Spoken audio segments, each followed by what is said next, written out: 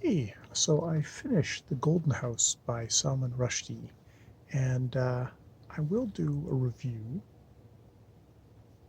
which is which will be not spoilery, but I think I'll just talk about the ending right now because I probably won't talk about it in a concrete way in that review.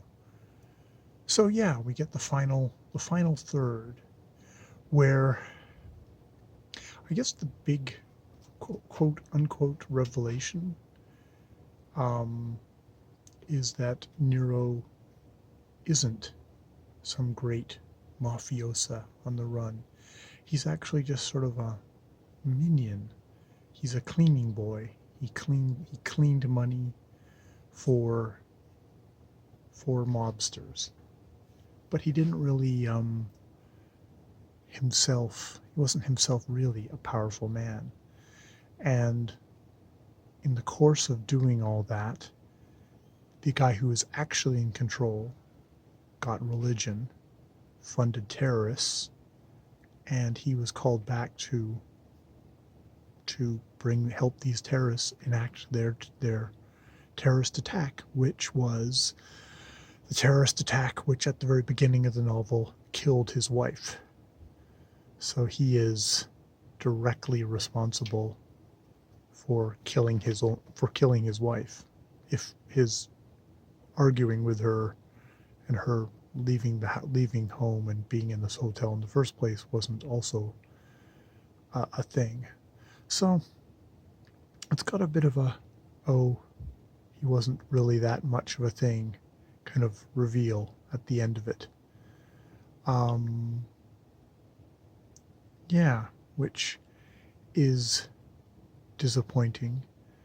The police detective who had approached Abu in the India section and warned him comes to the house, and they're all worried that he's going to try and he's going to kill Nero, and they all kind of gather there. And Vastyava has her pistol in her purse and ready to protect him. But in the end, the guy goes like, "Well, you're pathetic. You know, you did all this. You worked for the guys. You helped. You helped with the death. You killed your own wife. You're pathetic. You're not worth a bullet." And Nero kind of rises up after he's just sort of walking out with his back turned, and it's like, "How dare you talk to me about this in the house?" Like kind of the picture of the of the powerless, bloated nothing that he is. And at which point the narrator picks the point to also reveal that, oh, actually, you do not have a single surviving son. That son is actually my son, which Dee's girlfriend, former, since he's dead now, gets up, slaps him twice. Once for his girlfriend, and the other time for himself. Just like, you've degraded yourself, sort of thing. And Nero's like, well, yeah, whatever, get out. You know, I have to talk to my wife about this, but just know that if anything ever happens to us, that the child will be yours. And yeah, he tells his girlfriend, and his girlfriend, kicks him out and is very angry at him for a good while, but they reunite. Um, Basically, kind of an acknowledgement of his own foolishness.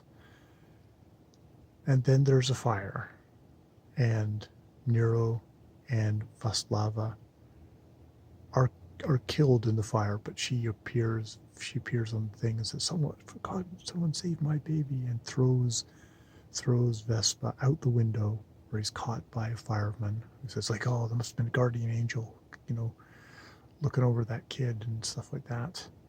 So yes, he ends up having the kid. And yes, the she says, "Fine, yes, I will. Okay, I will. We'll keep the kid together." And he gets to release his movie, which has a more dramatic ending, where where Nero Golden does get shot by the police detective. We have all these cut scenes, establishing shots. Rushdie likes using film language, or with this, at least with this character. I don't know. I feel somewhat deflated by that last third. Like, okay, yes, it is a Gatsby story where it turns out in the end he was pretty much a hollow man without his own identity.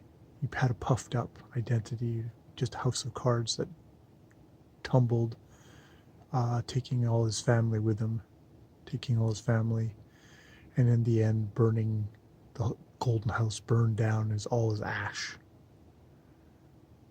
So, I enjoyed the ride. I have to think about. I like the Joker part, though. Was that like really organic to the thing, or was that more symbolic? Or can you make an argument that it's the political side of this personal story of people in a country who just want to burn everything down? Yeah, okay. I'm going to stop there. It's just my pondering, so I guess I will ponder more about the book and then do a review. Yeah, just like a little deflated by the ending. By the end, I'm not quite sure what would have been a successful ending, or was that a successful ending that it was just such a rubble at the end. I think I'm dissatisfied by the women in the novel. In that Vispia, or whatever her name is such the kind of the cartoon femme fatale. The two girlfriends seem to be sort of just there for the guys. Yeah, I'll think about it.